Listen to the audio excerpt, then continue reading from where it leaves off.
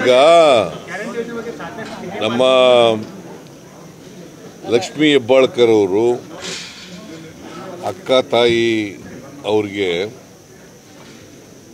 ನಮ್ಮ ಸರ್ಕಾರದಿಂದ ಗೃಹಲಕ್ಷ್ಮಿ ಯೋಜನೆ ಅಡಿನಲ್ಲಿ 2,000 ರೂಪಾಯಿ ಕೊಡ್ತೀವಿ. ಈಗ 10 ತಿಂಗಳಿಂದ ಅವರಿಗೆ ಸಿಕ್ಕಿದೆ. ಆಗಸ್ಟ್ ತಿಂಗಳಿಂದ ನಾವು ಪ್ರಾರಂಭ ಮಾಡಿದ್ದು. 10 ತಿಂಗಳು ಸಿಕ್ಕಿದೆ. ಈಗ 11ನೇ ತಿಂಗಳದು ಬರ್ತಾ ಇದೆ. ಈ 10 ತಿಂಗಳು 20,000 ರೂಪಾಯಿ ಕೂಡಿಟ್ಟು ಪಾಪ ಊರಿಗೆಲ್ಲ ಹೋಳಿಗೆ ಊಟ ಹಾಕ್ಬಿಟ್ಟಿದ್ದಾರೆ. ಅವ್ರಿಗೇನು ಅಂತಂದರೆ, ಇದು ಬಡವರಿಗೆ ಕೊಡ್ತಾ ಇದ್ದೀರಿ, ಈ ಬಡವರ ಹಣನ ಬಡವರಿಗೆ ಖರ್ಚು ಮಾಡಬೇಕು ಅಂತೇಳಿ ಊರಿಗೆಲ್ಲ ಊಟ ಹಾಕಿದ್ದಾರೆ. ನನಗೂ ಒಬ್ಬಟ್ಟು ಹೋಳಿಗೆ ತಗೊಬಂದು ಈಗ ಕೊಟ್ಟಿದ್ದಾರೆ. ಆ ಯಮುನಾ ಸುತ್ತಟ್ಟಿಯವರು, ರಾಯಬಾಗ್ ತಾಲೂಕು ಸುತ್ತಟ್ಟಿಯವರು, ಅವರು ನಾವು ಯಾವಾಗಲೂ ಅಧಿಕಾರದಲ್ಲಿರಬೇಕು, ಸಿದ್ದರಾಮಯ್ಯ ಅಧಿಕಾರದಲ್ಲಿರಬೇಕು, ಕಾಂಗ್ರೆಸ್ ಪಕ್ಷ ಅಧಿಕಾರದಲ್ಲಿರಬೇಕು ಅಂತ ಪ್ರಾರ್ಥನೆ ಮಾಡಿದ್ದಾಳೆ. ಸೊ ಹಾಗಾಗಿ ಅವರಿಗೆ ಇವತ್ತು ಇಲ್ಲಿ ಕರೆದು ಅವ್ರಿಗೆ ಗೌರವಿಸ್ತಕ್ಕಂಥ ಕೆಲಸವನ್ನು ಮಾಡಿದ್ದೀವಿ.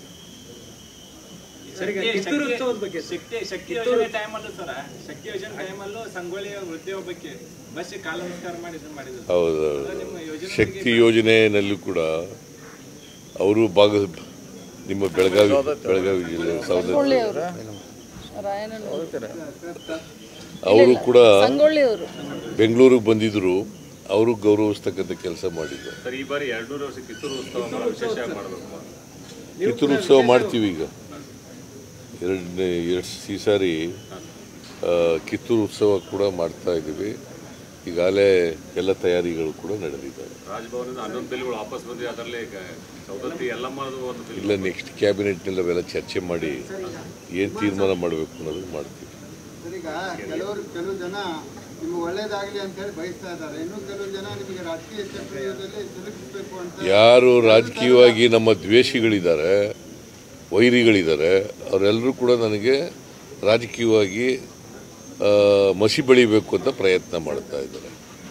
ಯಾರು ಪ್ರಾಮಾಣಿಕ ಸತ್ಯವಾಗಿದ್ದಾರೆ ಅವರೆಲ್ಲರೂ ಕೂಡ ನನಗೆ ರಾಜಕೀಯದಲ್ಲಿ ಶ್ರೇಯಸ್ ಬರಲಿ ಅಂತ ಹಾರೈಸ್ತಾ ಇದ್ದಾರೆ. ನೀವು ಸುಳ್ಳು ದಾಖಲೆಯನ್ನು ಸೃಷ್ಟಿಸಿ ಜಾಗವನ್ನ ಲಪ್ತಾಯಿಸಿರಿ ಅಂತ ಹೇಳಿ ಕುಮಾರಸ್ವಾಮಿ ಅವರು ಆರೋಪ ಮಾಡ್ತಾರೆ. ಯಾರು? ಕುಮಾರಸ್ವಾಮಿ ಅವರು. ಕೋರ್ಟ್ಗೆ ಹೋಗ್ಲಿ. ದಾಖಲೆಗಳನ್ನ ನಿಮ್ ಕಾರ್ನಲ್ಲಿ ಇಟ್ಕೊಂಡು ಓಡಾಡ್ತಾ ಇದ್ದೀರಿ. ಹುಡುಕಿ ಈಗ ಕಾರ್ನಲ್ಲಿ. ಕುಮಾರಸ್ವಾಮಿ ಅಂತ ಸುಳ್ಳು ಹೇಳತಕ್ಕಂಥ ರಾಜಕಾರಣಿ ಇಡೀ ದೇಶದಲ್ಲಿ ಯಾರು ಹುಟ್ಟಿರಲಿಲ್ಲ. ಹಾಗಿದ್ರೆ ಜಾಗ ಯಾರ್ದನ್ನು ಹೇಳಿ ಅಂತ ಹಾಗಿದ್ರೆ ಜಾಗ ಯಾರ್ದನ್ನು ಹೇಳಿ ಸೇಮ್ ಅವರು ಯಾರು ಜಾಗ ಯಾರಿಗೆ ಸಂಬಂಧಪಟ್ಟದು ಅಥವಾ ಯಾರ್ದು ಭಾಮವದ ಅಥವಾ ಪತ್ನಿಯವ್ರದ ಅಂತ ಹೇಳಿ ಅಂತ. ಈ ತರ ಪ್ರಶ್ನೆ ಕೇಳಿದ್ರೆ ಏನ್ರಿ? ಕುಮಾರಸ್ವಾಮಿ ಹೇಳ್ತಾರೆ, ಹಿಂಗೆ ಹೇಳ್ತಾರೆ. ನೋಡ್ರಿ, ದೇವರಾಜು ಅನ್ನೋರಿಂದ ನನ್ನ ಪಾಮೈದ ತಗೊಂಡಿದ್ದಾನೆ.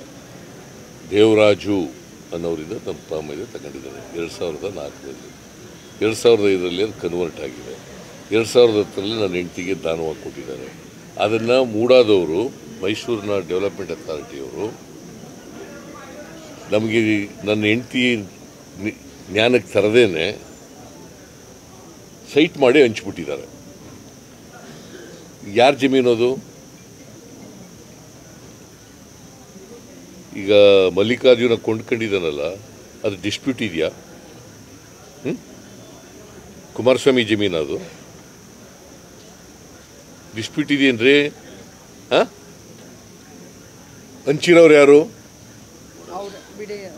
ಅದರ ಅಧ್ಯಕ್ಷರಾಗಿದ್ದವ್ರು ಯಾರು? ಬಿಜೆಪಿಯವರು. ಆಗ ಯಾರ ಸರ್ಕಾರ ಇತ್ತು? ಮತ್ತೆ ನೋಡ್ಕೋಬೇಕಾದವರು, ಲೀಗಲ್ ಆಗಿದೆ ಇಲ್ಲೋ ಅಂತ ನೋಡ್ಕೋಬೇಕಾದವ್ರು ಯಾರು?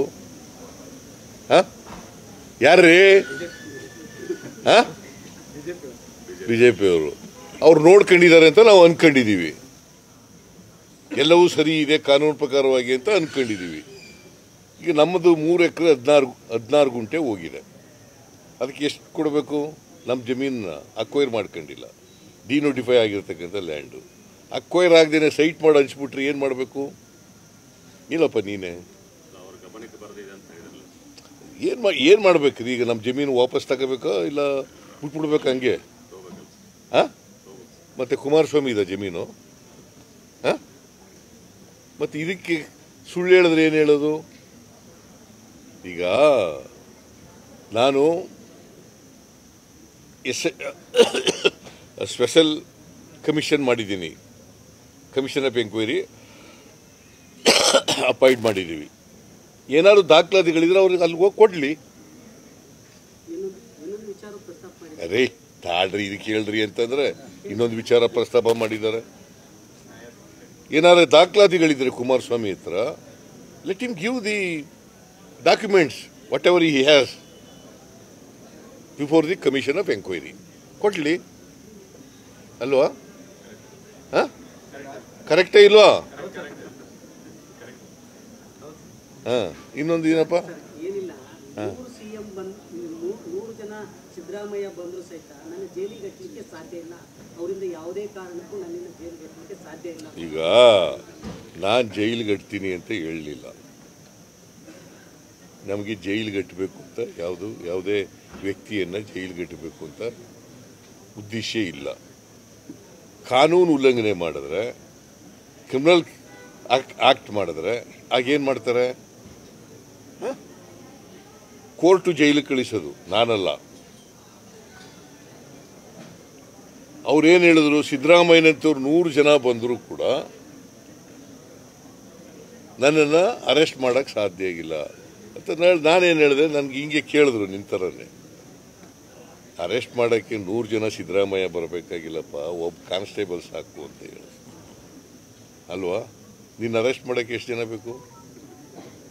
ಹಾಂ, ಅಂದರೆ ಅವ್ರಿಗೆ ನಾನು ಅರೆಸ್ಟ್ ಮಾಡಬೇಕು ಅಂತ ಇಲ್ಲ, ಗೊತ್ತಾಯ್ತಾ?